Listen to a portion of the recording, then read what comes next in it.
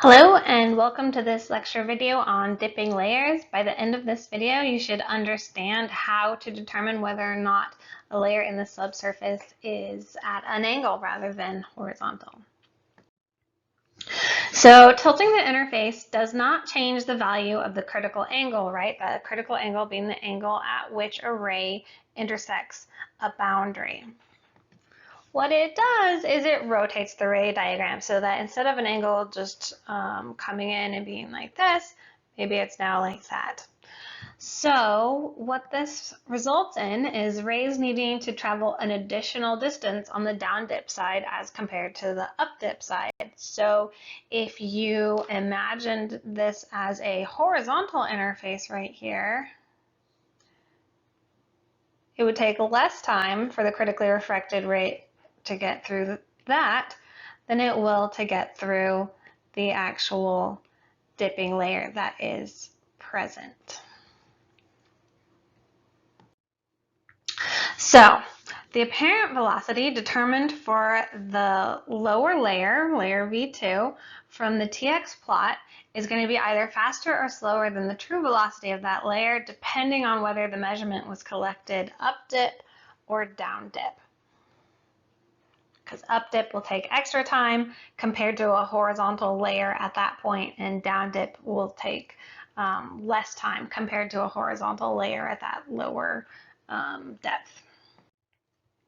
So the critically refracted line, when you plot that on your XT plot, is actually steeper when the energy source is shooting down dip. So the energy source exists up dip and it's shooting in the down dip direction. That results in a slope of this line being steeper than that of the true velocity. If you were shooting up dip, so your energy source is in the down dip direction and you shoot up dip, then that will result in a line that is less steep than the true velocity. So to identify the presence of a dipping interface, both the forward and reverse traverses have to be collected. So you have to put your energy source at one side of the line and then move the energy source to the other side of the line and make sure that your XT plot is the same regardless of which direction that energy source was traveling. If it's the same, then you have horizontal layers, but if there's a difference, then you have a dipping bed. So if the slope of the line differs between the forward and reverse case, a dipping layer is present. Another sometimes easier thing to recognize than the actual slope is the location of the intercept time. So if you have a steeper line, the intercept time will appear to be earlier, and if you have a less steep line, then the interface time will appear to be later. So anytime that those interface times don't exactly come in at the same time, then you're probably dealing with some sort of dipping bed. So to identify in refraction seismics, it's standard procedure to always, you can lay out your geophone line, you can hit your hammer at one end of the line, and then you pick that hammer and your strike plate up and you move them to the other side, and you repeat that procedure a second time. If a dipping layer is present, the apparent velocities for that layer will be different for these two directions that you've collected the data set. The true velocity can then be approximated with this equation. So you're basically just averaging the velocities that you get from the forward and the reverse traverse. This true velocity can then be used to determine the critical angle, which can be used to determine the thickness of the layer at the location of the energy source. So depths to interfaces can be found with these equations.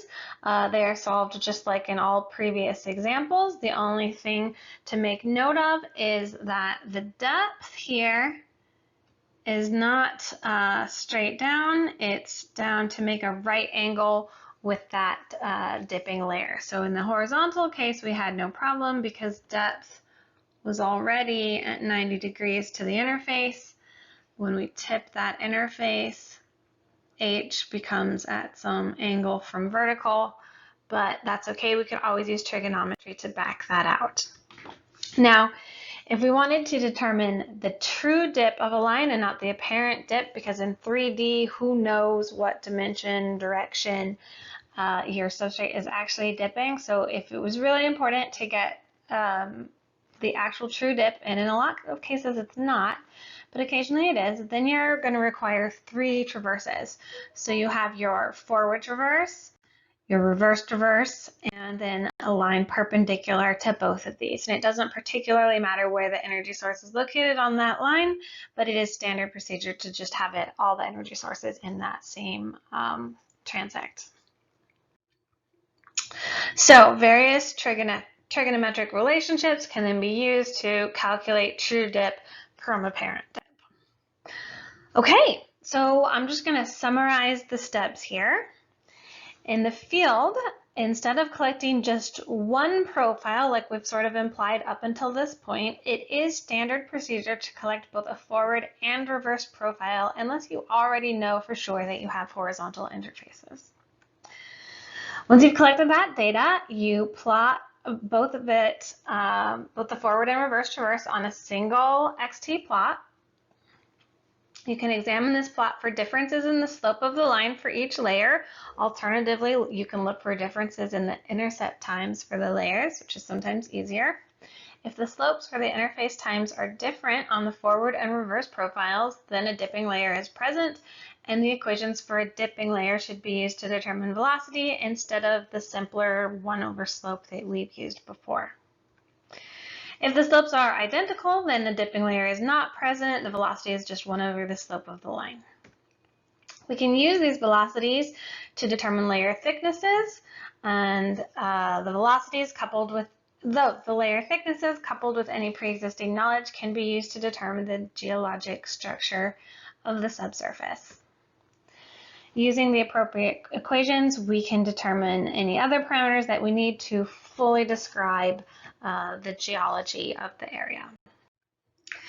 And that is basically what you do for every single seismic refraction survey that you take. You do your forward and reverse profiles, you make your XT plots, you determine your slopes, which gives you velocity, you determine your intercept times, which gives you depths.